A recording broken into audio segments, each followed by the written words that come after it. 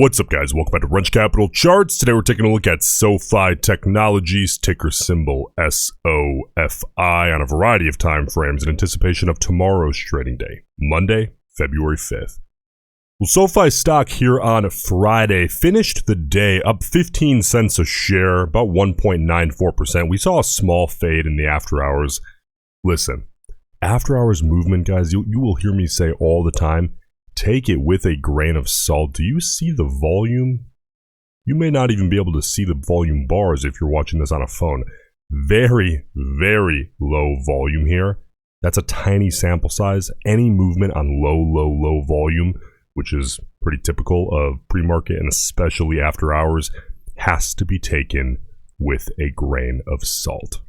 But looking at the actual intraday movement here on SoFi from Friday, one thing I do want to point out, if we look here, we saw actually a really interesting rejection setup forming. This is very obvious from a psychological perspective when you have a big sample size of traders and institutions looking at the chart, forming on this 2 standard deviation from the volume weighted average price band.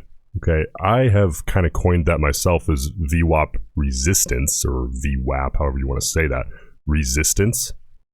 And this is a very common setup that I will scalp. Listen, on SoFi, the volume, the volatility is typically a little bit lower. The volume is sometimes a little bit lower. That bid-ask spread can be a little tough to hit if you're trading with bigger size. But I'm sure we saw some scalpers trading these little rejections here. You know, if you look at the 50 period here, you actually probably saw a lot of intraday trend traders trading that as well.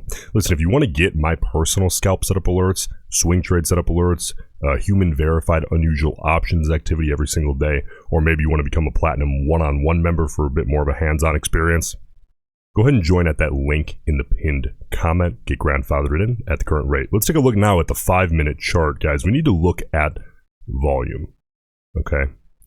Why do we need to look at volume? Well, when we're looking at a move that supports our bias, like this intraday upside trend, right? If you are a bull, you want to see those moves happening on as much volume as possible. And then if you're a bull, you want to see pullbacks occurring on as little volume as possible. Why? Again, that's sample size mentality. Okay, you want the biggest sample size of market participants possible agreeing with your bias. Now, the opposite is true if you're a bear. Downside moves, you want massive volume, and fades back to the upside, you want to be on tiny little volume, as small as possible. Now, here on SoFi's 5-minute chart from Friday, you can see that big upside move started early in the morning. And you know what? The volume was actually, this is interesting because a lot of times what we see is much more of a U shape, okay? Whereas here we kind of got, of course, big volume off the open, not unexpected. And then kind of, we actually held reasonable volume throughout the majority of the day. And then it kind of faded off with a couple of bigger candles as the stock consolidated into the close, faded just slightly. But across that big market pump, which took place for the majority of the day until, you know, mid-afternoon, at least in New York, it is interesting to see that hold on a little bit more than what is typical on a lot of tickers, especially SoFi. Now, let's move into the context portion, okay? We need to look, starting with the 30-minute, at these self-fulfilling prophecy indicators. The 200 period moving average, that gray line, and the white line is the 50 period. You can see here on Friday, we reclaimed what had been previously acting as a resistance indicator, right? That 50 period, reject. Of course, this was in pre-market, take with a grain of salt. Bounce, rip up through, hold through to the close. And then, of course, at the very end, again, very low volume, we are holding that as of the close of after hours Friday night. So, from a bullish perspective, come tomorrow, come Monday, you want to see that 50 period on the 30-minute hold. Ideally bouncing up, heading up toward $8 a share, and even more ideal, head up toward that 200 period, that gray line. Now, if you're a bear looking at this 30-minute chart, you have one thing on your mind. Break downside beneath that 50 period and hold. Even if you want to see a retest and a fade, that reclaims it as resistance. That would be a beautiful thing if you are bearish, okay? Let's move on now to the 4-hour, and we can see here that this one is incredibly relevant in the near term.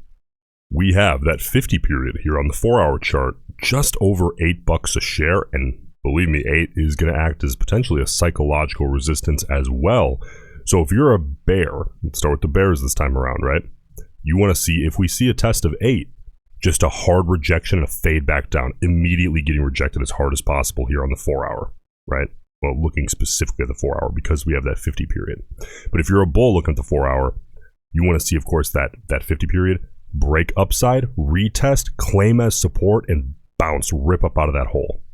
Okay, that would be ideal if you're a bull. And by the way, guys, the reason we're always looking at multiple time frames is because we need as much context as possible. We're never trading off one time frame because we have a big sample size of traders and institutions looking at multiple time frames. So we need to have a well-rounded picture of what everybody's looking at, and then notice things that line up across multiple time frames, okay? Now let's take a look at what is arguably the most important chart on any ticker, and especially SoFi right now. Okay, look at this. This is the most popular chart, the most heavily watched chart in the world, likely on SoFi, the daily chart, especially by big money institutions. With the two most popular indicators, the 200-day moving average, that gray line, and the 50-day moving average, that white line. We are currently testing the 200-day to the upside. It's sitting right at about 791 as of right now.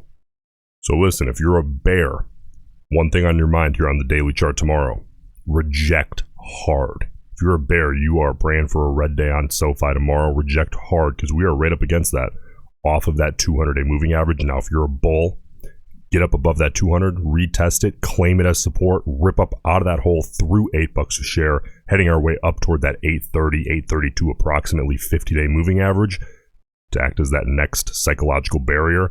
But from 8 to 830, there's some room there. If the stock can get up above that 200-day and ideally up above 8. Now, implied volatility, for those of you curious, not only about the options traders, right, but as well as the comfort of the stock. How are the options traders gauging the comfort? If we look here compared to the last 6 months approximately, it's actually getting down into the lower range, tanking off after earnings. Not unexpected. We discussed that. We discussed that, right, as we headed into earnings. That's very common to see that IV tank off. Now, if you are looking to buy options, ideally we want to be buying options while IV is as low as possible. That opens up the opportunity for some IV pump as it returns to equilibrium, right? Now, if you're trying to sell options or you're in an options position, you want that going as high as possible, because then you can not only sell for an increased Vega value in the contracts, but if you're trying to sell options like sell to open, like selling covered calls or cash secured puts, or having an option spread that would benefit from high IV falling off, that IV crush, okay, you want that as high as possible. But if you're looking to get into an options position, you want to buy when IV's low and have that IV pump while you're in the position, allowing your contracts to appreciate through that Greek Vega. Right now, you still have to be directionally correct, but that Vega value, believe me, it's a huge factor that is commonly overlooked and makes a tremendous difference in the value of contracts. That goes for both calls and puts, by the way. Now let's take a look at what the options traders are thinking as we head into tomorrow, into Monday here. And this is heavily weighted. I can already see 235,000 total contracts traded, decent sample size. Okay, that's not bad for a stock like SoFi. 169,000 calls approximately, and about 66,500 puts here. Heavily, overall call put ratio, heavily weighted to the call side, to the bullish side. And look here, this 0 to 20 delta, those short-term speculators, some would say gamblers, right? What are they thinking? 70,800 calls, 16,500 puts. Yes, 70,000 versus 16,000, 16,000 puts. Heavily, short-term speculation, heavily weighted to the bullish side. Overall call put ratio weighted bullish, short-term speculation also weighted bullish. But listen, the options traders, they can of course be wrong. This is just the data they're telling us. This is what they're saying that they're thinking heading into Monday. Make sure your risk is managed, because they can be wrong. Listen, before you head out, please subscribe to the channel for future updates. Also, leave a comment. Let me know what stocks, even if it is just SoFi, you'd like to see me cover more here on the channel in the near future. Appreciate it. That feedback helps out tremendously. And I'll see you in the next one.